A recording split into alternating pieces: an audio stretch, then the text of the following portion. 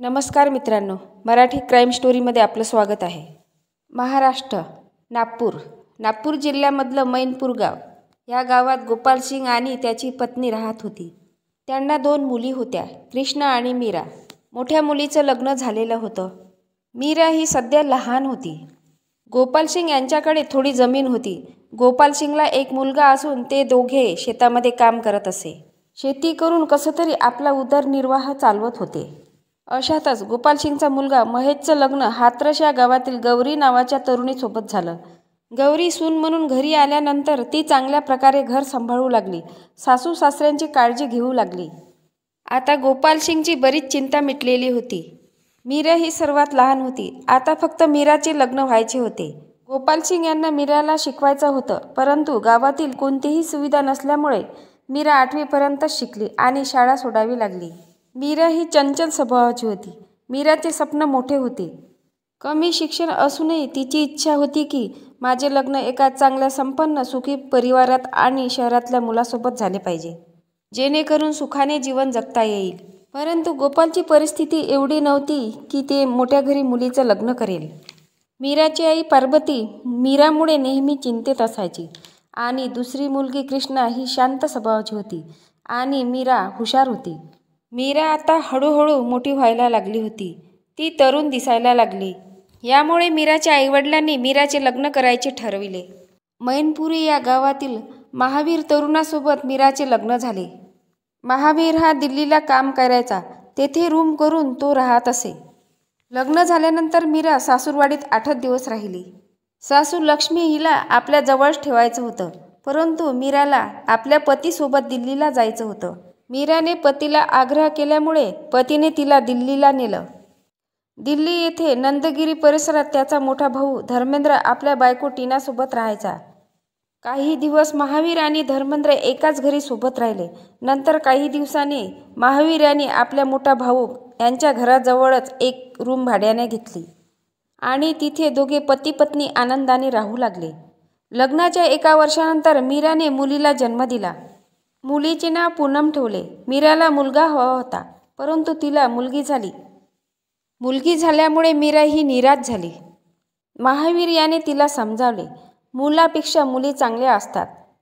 मुलगा असो की मुलगी असो, काय फरक पडते, असे तिला समजावत होता. मीराला आता मुलगी झाली असल्यामुळे सासूने मीराला गावाला राहायला बोलावले, परंतु मीराला गावाला राहायचे नव्हते. असेच काही दिवस सुखाने जात होते. मीरा पुन्हा प्रेग्नंट झाली. मीराला आता 2 मुली सांभाळणे कठीण झाले. यामुळे ती गावाला निघून गेली. गावाला गेल्यानंतर मीराने काही दिवसातच पुन्हा 3ऱ्या मुलीला जन्म दिला. 3ऱ्यांदाही मुलगी झाली असल्यामुळे मीराला वाईट वाटले. ती निराश झाली. तेव्हा महावीरने तिला समजावले, काय झाले, मुलगी झाली तर मुलीला आपण मुलासारखं बनवू आणि त्याला मोठे करू. मोठे झाल्यानंतर मुलासारखं बनवू. मीरा समजायला तयार नव्हती. तिला मुलगाच हवा होता, परंतु मीराच्या नशिबामध्ये मुलगाच नव्हता. मुलगा होईल या आशेने ती हळूहळू 4 मुलांची आई झाली.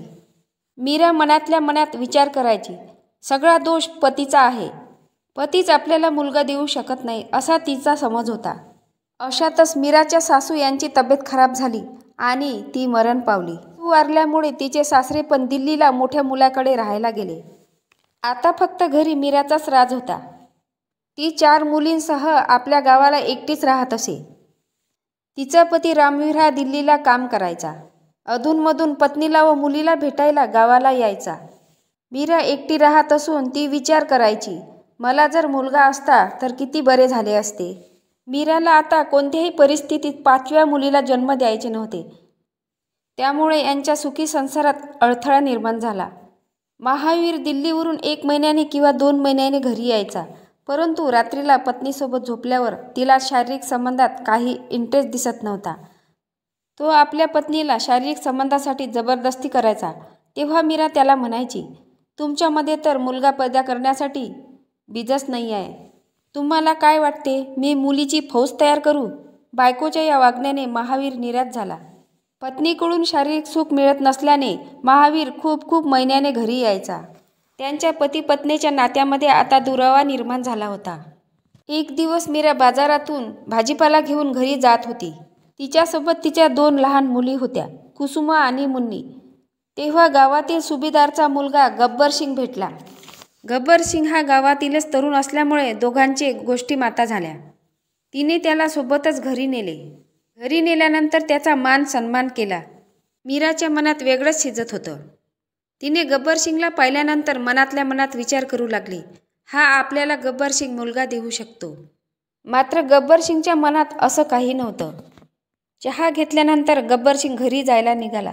तेव्हा मीराने त्याला अडवलं आणि म्हटले की तू येत जात राहा. जाताना गब्बर सिंग याने मीराला पलटून पाहिले, परंतु तो समजू शकला नाही. त्या दिवसापासून गब्बर खूप दिवसापर्यंत मीराच्या घरी गेला नाही. मात्र मीरा त्याची आतुरतेने वाटच बघत होती.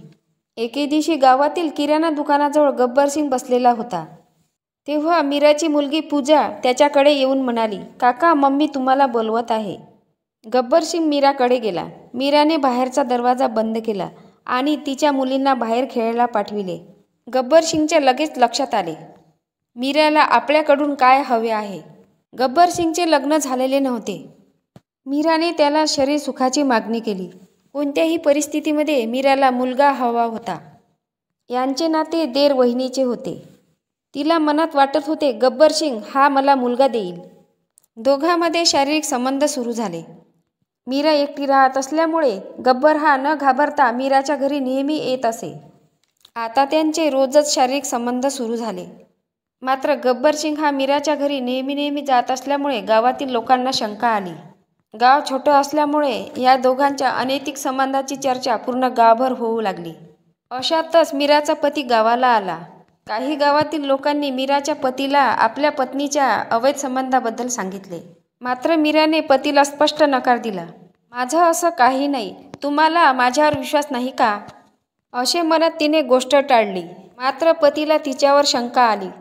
त्याने ठरवले की दिल्ली येथील काम सोडून गावाला येऊन राहायचे. त्याने 2च दिवसात दिल्ली येथील काम सोडले आणि आपल्या पत्नीजवळ गावाला येऊन राहिला. यामुळे मीराला आणि गब्बर सिंगला भेटता येत नव्हते. एके दिवशी पती बाहेर गेला असता दुपारी तिने गब्बर सिंगला घरी बोलावले आणि दोघांचे शारीरिक संबंध सुरू झाले. तेवढ्यातच अचानक पती घरी वापस आला. घरी आल्यानंतर त्याने पत्नीला पाहिले असता त्याच्या पायाखालची जमीनच सरकली. त्याची पत्नी व गब्बर सिंग नको त्या अवस्थेमध्ये त्याने पाहिले.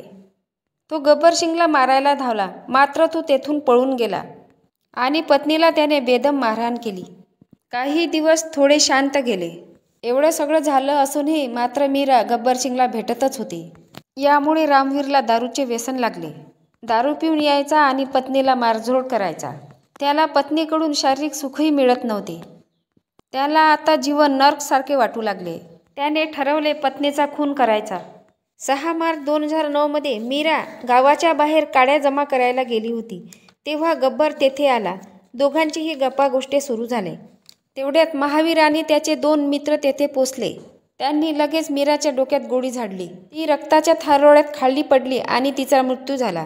मात्र तिचा प्रियकर गब्बर सिंग हा तेथून पळून गेला. या फायरिंगच्या आवाजाने गावातील लोक त्या दिशेने धावले. त्यातीलच काही लोकांनी पोलीस स्टेशनला कळवले. लगेचच पोलीस आले आणि यांना ताब्यात घेतले आणि पोलिसांनी महावीरची चौकशी केली. तेव्हा ही घटना समोर आली. हसता खेळता सुखी संसार या महिलेने आपल्याच हाताने उद्ध्वस्त केला.